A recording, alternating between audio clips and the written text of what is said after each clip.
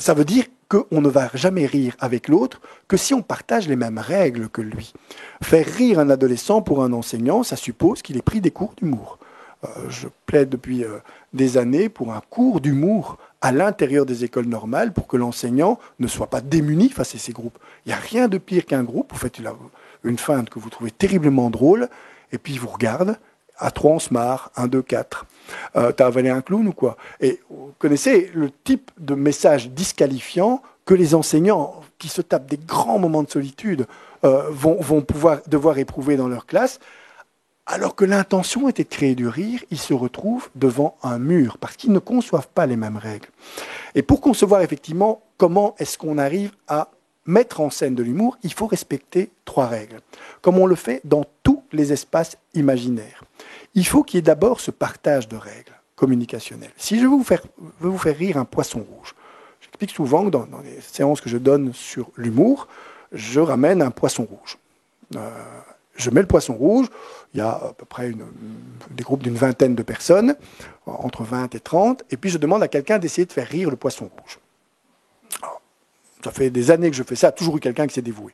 Qu'est-ce que vous feriez si vous deviez faire rire un poisson rouge? Allez-y, essayez. Comment? Voilà, ça c'est typique du poisson rouge apprenti. Soit vous pouvez rajouter des branchies, c'est plus esthétique, voilà, très bien, la vraie poisson rouge. Vous tentez de faire rire le poisson rouge. Le poisson rouge qui joue très bien son rôle ne rit pas, il tourne. C'est dans son aquarium, c'est un poisson rouge universitaire de très haut niveau, il sait comment il doit jouer son rôle, en plus c'est très bien payé, et il ne va jamais rire. Qu'est-ce que vous allez faire avec vos branchies et vos grimaces qui prouvent simplement que vous n'avez pas les mêmes règles communicationnelles que le poisson? Au bout d'un moment, vous n'allez absolument pas rire, et le poisson non plus. Et donc, vous allez vous retrouver en grosse difficulté. Vous allez regarder autour de vous des personnes qui ont le même sens de l'humour que vous.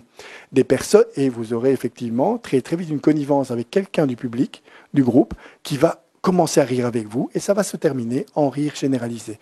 Ça fait 15 ans que je fais ça, j'ai toujours eu les mêmes rires à la fin, parce qu'on cherche un éclat de rire partagé.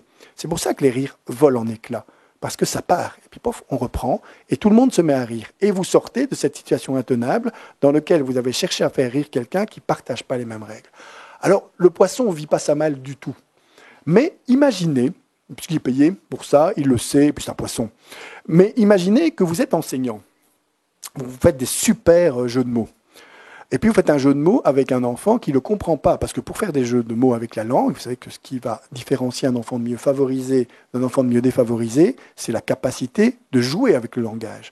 Si en fin de maternelle, vous savez faire un rhinopotame, c'est-à-dire un rhinocéros et un hippopotame, vous le mélangez, là, vous avez acquis la capacité de jouer avec la langue.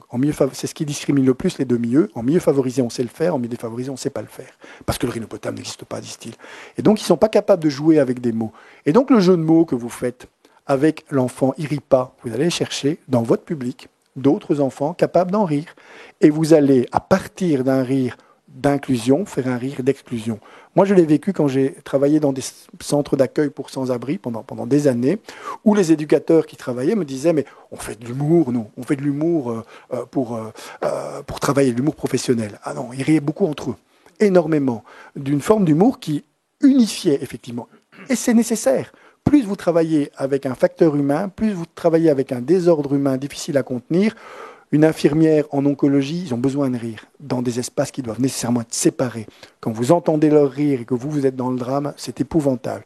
Qu'on leur laisse des espaces où on rit entre soi, c'est nécessaire. C'est ce que Kant appelle le rire des charges. Il est indispensable. Mais ce n'est pas ça l'humour professionnel. L'humour professionnel, c'est rire avec la personne.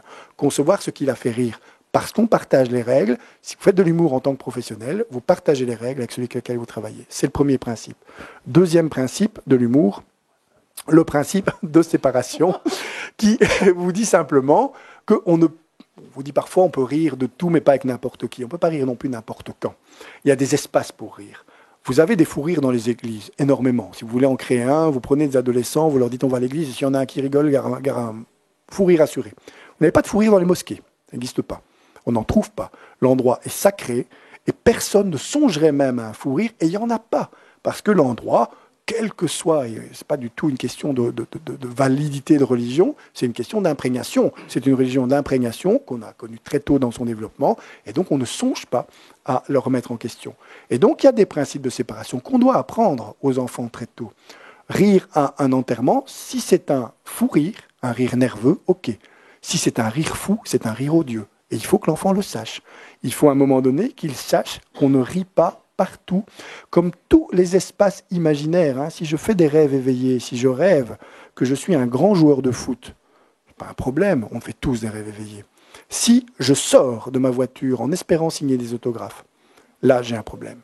Parce que je ne respecte pas ce principe qui est le principe de séparation et l'ancrage dans le réel, qui est le troisième principe. Je reviens dans une réalité qui n'a pas été changée. La réalité, elle n'a pas bougé. C'est pas parce que... Ça me fait beaucoup de bien de rêver que je suis un grand joueur de foot. Ça me permet de compenser les mécanismes identitaires, souvent un peu défaillants, qu'on vit au jour le jour.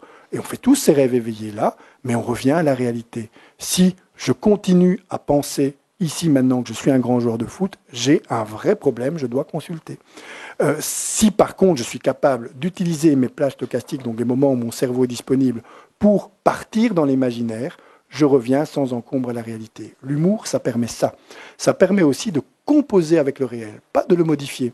Si vous faites rire ou si vous riez avec quelqu'un qui vit une difficulté, il faut savoir que la difficulté va rester. Simplement, il se sera ouvert un espace imaginaire dans lequel il sera à un moment donné senti plus fort. Et pour ça, c'est utile l'humour. L'humour, c'est se tirer d'embarras sans se tirer d'affaire. Je sors d'un espace qui me permet de me tirer d'embarras, mais je ne me suis pas tiré d'affaire, les difficultés restent. Et ça, il faut le savoir. Parce que sinon, effectivement, l'humour devient cette espèce d'arme à double tranchant qui soit est malveillant, moquerie, n'est plus créateur de liens, le rire d'exclusion, le sarcasme, l'ironie qui exclut l'autre, soit effectivement ça devient un rire qui permet de se foutre de tout, y compris de ce qui fait souffrir les autres, quand vous plaquez votre humour sur leur souffrance au nom de l'humour à tout va, l'humour va-t-en-guerre, qui n'a pas du tout de raison d'être. Effectivement, l'humour, c'est quelque chose, dans le cas où on veut soutenir quelqu'un à partir d'une histoire d'humour, que l'on propose du bout des lèvres et pas qu'on impose de manière complète. Merci à tous.